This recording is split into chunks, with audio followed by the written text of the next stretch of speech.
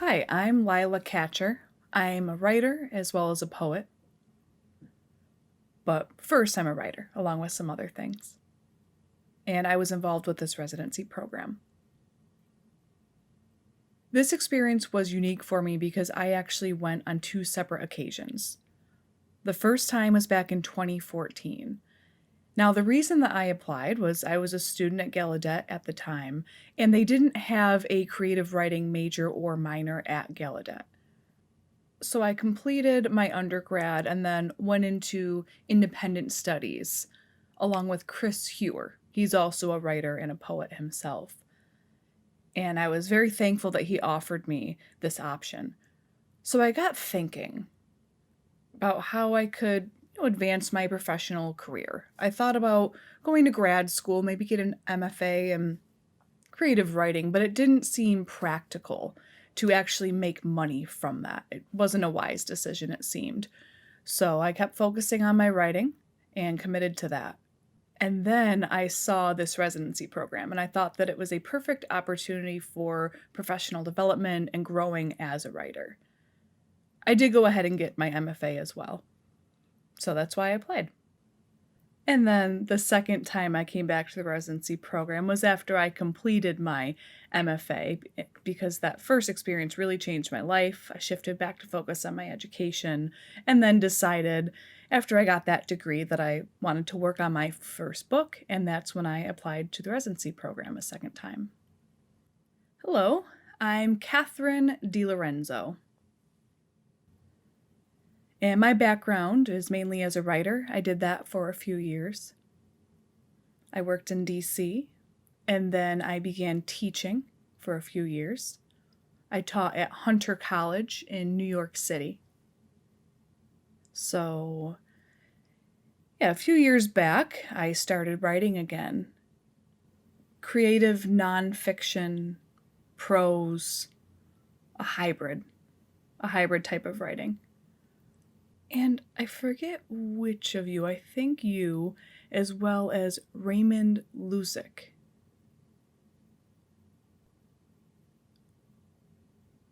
I remember that Raymond had seen my writing. I had shown him some of my work, and he said, well, you should apply for this residency program. And I thought, well, I can't do that. That's not for me. I'm not dedicating my life to writing. I have a lot of other things going on. I said, do you think I'm good enough? He said, yeah, come on. I've seen your work. So I went ahead, I thought about it. I wanted my project to be deaf related. I called it the most unpublishable work ever. Not really, I'm kidding. But yeah, I thought, okay, I'll fill out this application, I'll plan my project, put down some ideas, and just see what happens. Anything can happen, and whatever happens is fine. So I went ahead and I submitted it, my different ideas. One was related to deaf history in Minnesota, and I thought, well, that could work to my advantage. And then the other one was a different topic, but I submitted that, and I was waiting and waiting, and then I got a response saying that I was accepted. I was so happy. And it was worth it. I had sent my writing out before and was turned down many times, and I finally had this win. I was used to being knocked down, but that's part of life. And I was just so happy that I decided to go ahead and apply for this residency program. I had never heard of it before, and I was here with these other deaf women. All right, it's my turn. My name is Jennifer Nelson. I am a teacher at Gallaudet University, and this experience was life-changing for me in many ways. I heard about this program from Lillian because she enrolled in the program the first time back in 2014. And then she took senior seminar with me at Gallaudet. So after we graduated, then she applied to the MFA program, and I saw how the residency changed her life and her life plan and goals. So it got me thinking about my own life. I was a professor. I had a long history at Gallaudet. I was published in various books. I had my own chapters, articles. I presented at conferences. I was an academic writer. And then I recognized that this was a place for scholars and writers. Growing up, I was an artist. My mom wanted me to pursue art, but I was against that idea. I wanted to do something where I could get a good job, so I shifted my focus to English. But I always took art classes, always. When I was in grad school, I took art classes there too. I kept with it. I didn't have an academic background in art, no, but it was just something that I wanted to do. And not many people knew that I did that. It was a bit of a secret. Only a few people knew about that side of me. But I wanted to shift my focus. I accomplished all of these things with English and writing, and I wanted to go back to art and explore that part of me more. But I didn't have a degree. I didn't have a background in that. I had a few classes, was in a few art shows. But I kind of dismissed that. And then I decided, well, it's worth a try. So I typed up a proposal, compiled a portfolio of my work from over the years, and that was it. I submitted it. And I thought, well, I won't get it. And then I got the letter in the mail, opened it up. I thought, wait a minute. What? So actually, I emailed her. Do you remember that email? And I said, they accepted me. Am I reading this right? For visual art? It wasn't as an academic writer, it was for visual art? And you said, yeah. And I thought, oh, okay. All right, so I packed my things, packed my art bag, my easel, my canvases, my brushes, got in the car, and I went. And I was so happy.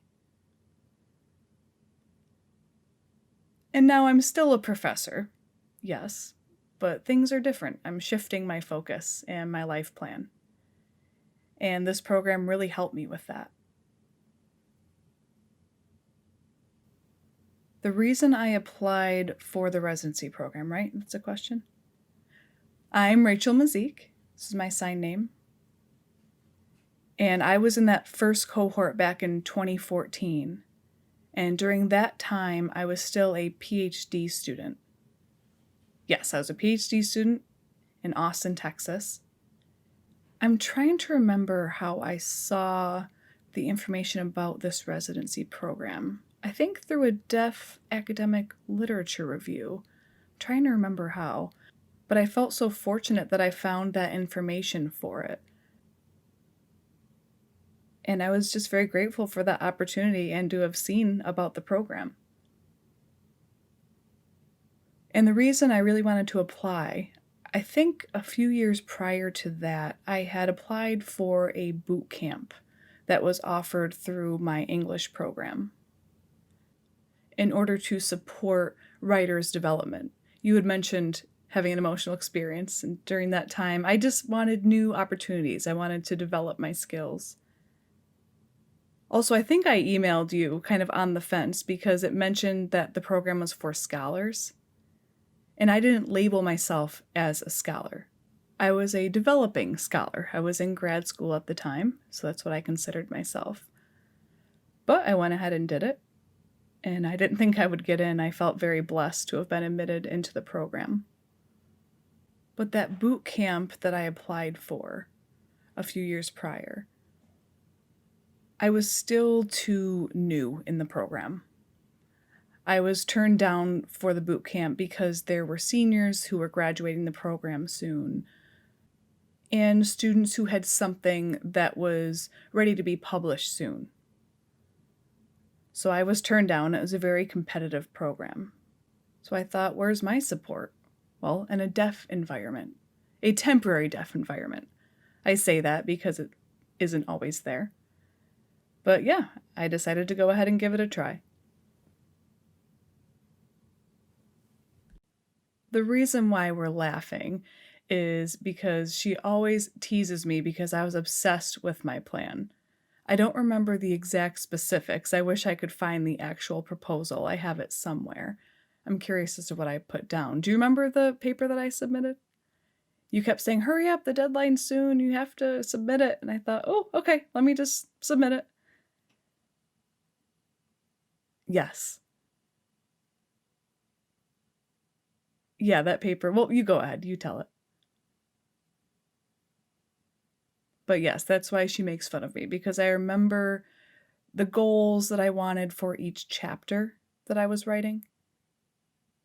My intention for that was if I obsessed about one chapter for too long, then I would never finish the rest.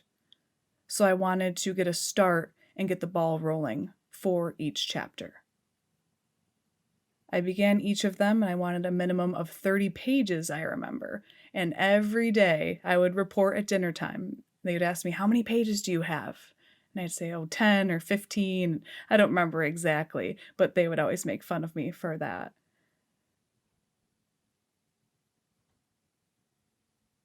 Because I didn't recognize that in myself. I remember I was focused page by page. That's what I remember in regards to my plan.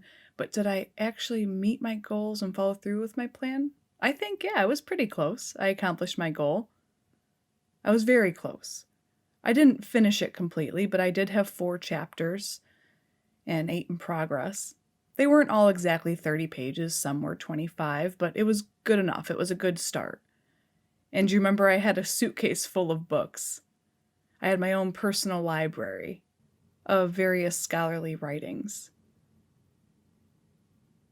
And in regards to my expectations, I exceeded my expectations. I wrote about deaf lit, and I wanted to prove what deaf literature is, explain what it is. And prior to that, I was very interested in deaf lit, but I was wrong with my expectations. Well, first, I did know Raymond. I talked about his work with him, I saw his work. And Lillian, I'm not sure if you know this yet, but I was just amazed that he was a publisher, a visual artist himself, and he was talking to me about deaf literature. We had a great conversation, and I just wasn't really expecting that in my field, within my work. He wasn't exactly in my field, that kind of thing. He wasn't a scholar himself, but it was just an amazing experience, and I couldn't expect that. That exceeded my expectations, sure. That along with the element of surprise, too. I think that answers the question. Let me think. I'm still laughing about your suitcase full of books that you brought with you. I took a flight to the residency program, and I remember this one man came over, and he went to help me with my bag. And he said, I can grab that for you. And I thought, okay, fine. And I saw him struggling, trying to lift it up. I said, I'm sorry, it's really heavy, because I brought so many books that I needed for my research. And just watching him try to pick it up was comical. I said, you can roll it, it's heavy. But anyway, I didn't need that many books. I wasn't expecting to have an environment with no distractions. Well, what? No, I don't mean you. I mean regular distractions. I have an Apple Watch that's linked to my phone, so when texts come through, us girls would text a lot, and the messages would pop up, so finally I had to take the watch off. That was one distraction, yes. People ask, what are you doing? I'm like, I don't care, I can't look at this right now. But anyway. One thing as a writer was it was nice to be able to just close the door, focus on my work. It's not always easy to do, but there were no interruptions, no distractions. There weren't emails. Well, you could email, but do you know the joke about the residency? The Wi-Fi sucks. I'm serious. Did you notice that? I think it's on purpose. No Wi-Fi. Oh, guess I've got to go ahead and do my work. So all morning, I'd get up about 9 in the morning, start. Not sure about all of you, but I'm a morning person myself. So I would get up, start my work until about lunchtime. And at the end of the day, I would finish around 6, and I had never experienced that before.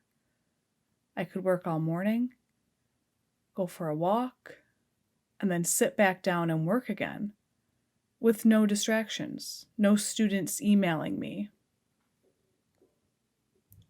no people needing my help, nothing.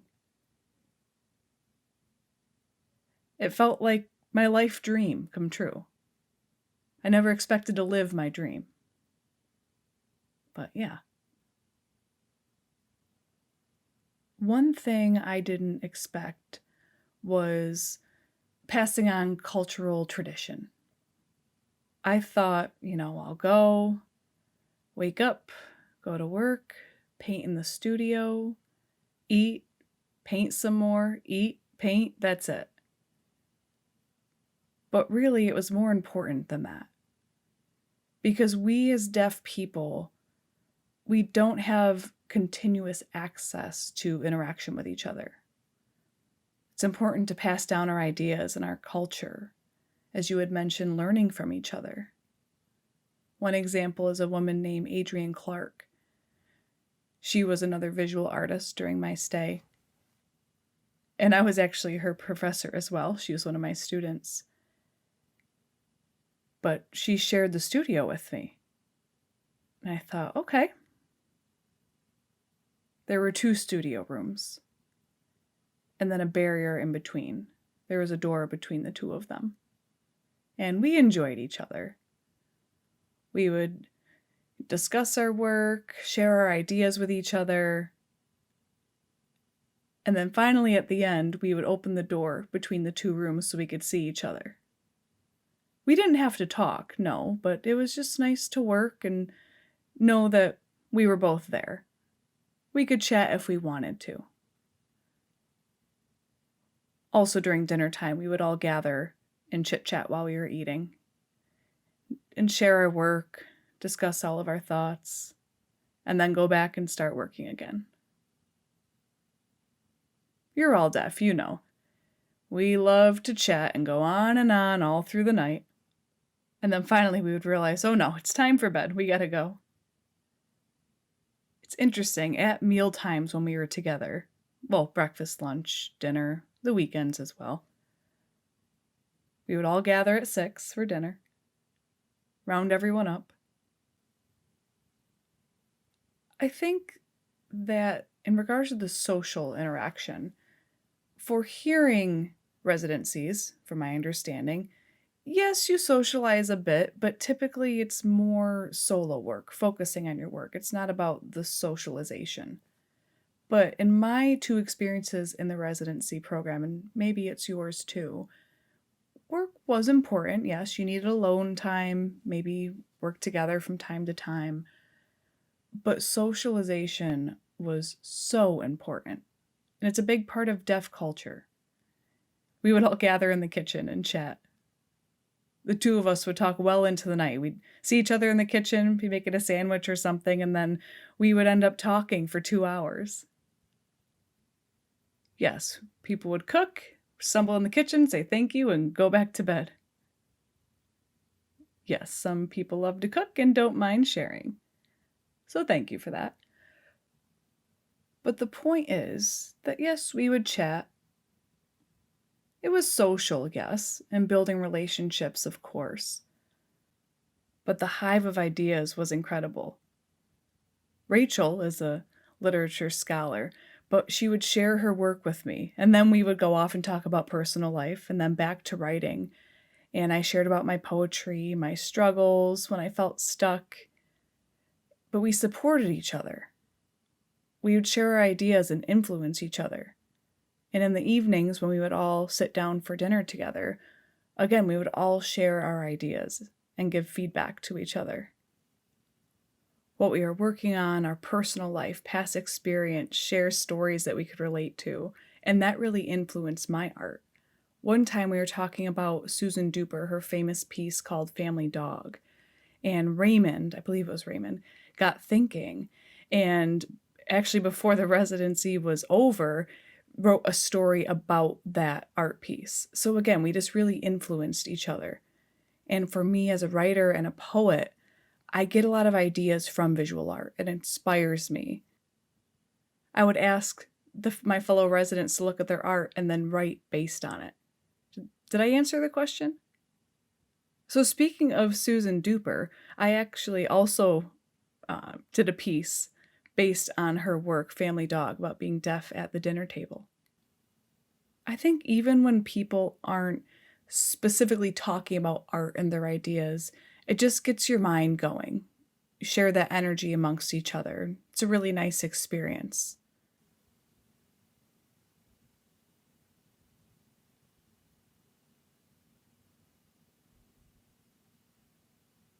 I had the same plan both times I was in the residency. Actually, I'll just talk about the first time. Some people said they didn't expect to be accepted, and I agree. It was a bit overwhelming for me. It was enjoyable. I was happy to be there, yes, but also this was new for me. It was new to think about myself as an artist, a writer, a professional, a scholar. I mean, yes, in undergrad I had to write and take it seriously, but I didn't share my work. I shared it with my professors at Gallaudet, of course. Classmates, you have to. And I sent my work in order to, get internships and that, and was turned down many times. But that was almost a relief to me because no one else had to see my work. As mentioned before, rejection is a huge part of writers' lives. You have to get 100 rejections before you finally get that yes, and you have to constantly send out your work. That's just how it goes. That's normal. You have to accept it. But that experience of the residency made me realize, wow, I really need to share my work. I need to show the community. I didn't expect that feeling. At first, I just wanted to become a ghost. I didn't want anyone to look at my work, and it was scary to me. I thought, I can't show people, which is a bit ironic. But yeah, I was scared. So it was a good experience for me. I really valued this community, this circle of us residents. We all valued art. We had that camaraderie, that connection. We had shared values, the value of art. Sometimes the world doesn't share that, but this group did. Yeah, community, space, time, support. I can't pick just one. But I think that a big one is community, specifically the deaf community. We're different from others. Our experience with the world is different. But what you just said really resonates with me. I agree. I also agree. And I value the opportunity to be able to find art again. Because when I was young, I did a lot of art, and then I had to leave it to shift my focus, and I went back and I found it again, and I learned about my artwork again. Same. I agree with all of you. We already said it all. The time, the space, the support and praise. I remember they came and interviewed us. And that is just such a great example of the support that we had. It was really amazing. The curiosity, the interest. It seemed sincere. It was genuine interest. I wasn't used to that.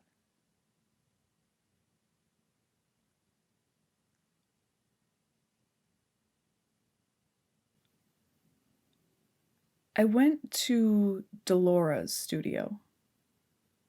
She works in LA, I believe. But the two of us spent some time together. For about an hour, I went in and I sat and I watched her work. And I had never seen her process before. And she was just so focused on her work. And I was sitting and taking notes. but she was just so in the zone, you know what I mean? And it was fascinating. I thought just me being able to sit and watch her work and watch her process and all of our unique processes, because they're all so different.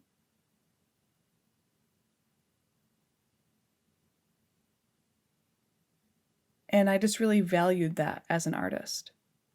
It's different from looking at art, but seeing the process and how it's made. It was really amazing and very different for me. Prior to that, I considered myself a developing scholar. And it was a little bit easier for me before because I was still in grad school, but now I was an assistant professor and I felt this pressure. I felt like I was still learning, I was still developing my skills, but I thought, no, I need to break out of that and become established. I am a scholar. And looking back, I was so naive during that time. But it gave me the confidence that I needed in order to be prepared for the future. I really appreciated your comment about not being used to that concept of being published and sharing your work. So that, again, really gave me that confidence to grow as a scholar.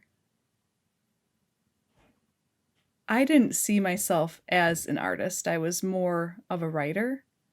So that was definitely new for me.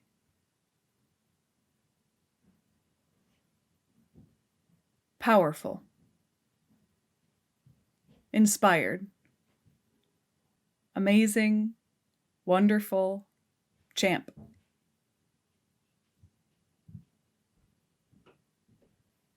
During my time in grad school, we had a writers group. It was set up to give each other feedback and plan together, similar to your boot camp that you had mentioned. But it was very different because in my cohort, they were all hearing. And I had to educate them about being deaf, and that really interfered with the process. Communication was a bit cumbersome. We had to write back and forth. But with this group, it was natural. There was no stress. I could put that aside, and I felt like I could really be myself. So that was different. Yeah, I didn't have to put energy toward barriers in communication or using an interpreter for communication. I could put that aside, which was very comforting. And I wrote about deaf content, and that was a really important part of my writing. And I could relate to these other residents and ask about their feedback and see if they understood, and then I could re-explain what I meant and then revamp my writing. So that was really important to me. And I had a similar experience in my master's program. They were all hearing, and I was the only deaf person. So when I would talk about content related to ASL or deaf culture or wordplay with sign language, they had a different perspective. So I just really enjoyed that this group understood my content and my deafness. I'm not sure if I would want to do a hearing residency. I mean, I guess if I had a big project that I had to work on and finish up, it'd be okay because I would be more isolated and I would have more time to focus on my work, but I think it would be less enjoyable. I would feel depleted of energy. Yes, this residency was much different than, like we had mentioned with our experience in grad school. Yes, it's supportive, it's great, but it's not in depth everyday life, eating meals with people, sharing ideas, meeting up and working together. It's a lot different. It would be tough to do this with hearing people because, like my example of deaf literature, you'd have to explain every time you talked about it. And as you mentioned, that gets old.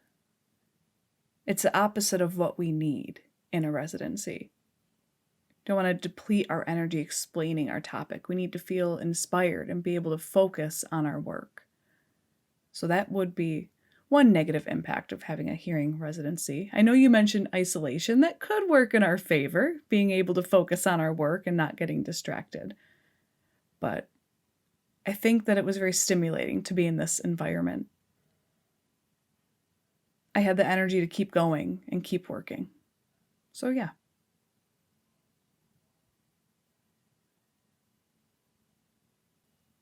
Yes, and the reason I say this is before I was comparing hearing and deaf programs, but I was fortunate enough to be involved in an academic writers retreat for deaf scholars this past May. It was called a retreat, but it was a very different style from Minnesota. It was just a lot more formal compared to the residency. It wasn't fancy, but it felt fancy for me. I'm the complete opposite. I'm a very laid back person. So it felt fancy to me. I loved it. But yeah, so that definitely was a beautiful opportunity. It was something that I needed. Oh, time's running out. Okay, I'll stop there.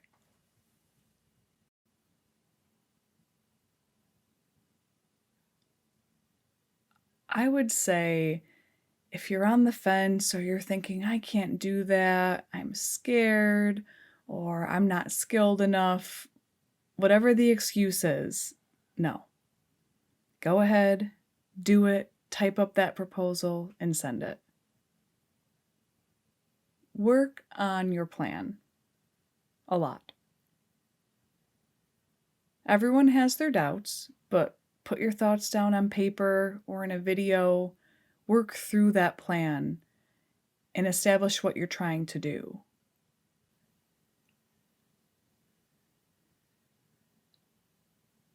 Everything changes during residency, but you have to plan. Planning is huge.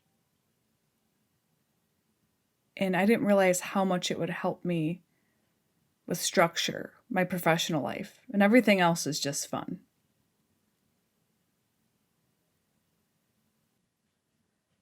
I want to add on to what you said. Don't be afraid. It's interesting to find out who you're going to be living with when you get accepted to the program. I wasn't sure who I would meet. For example, Raymond. I'd seen his work before, but I was a little bit intimidated to be living with him for a month. It's like, oh my gosh. But it's just such an amazing community. So yes, in regards to don't be afraid, I was a little bit apprehensive to be living with men for this month, but we had boundaries, they were respectful, so don't be scared. Thank you all for your responses and your thoughtful comments.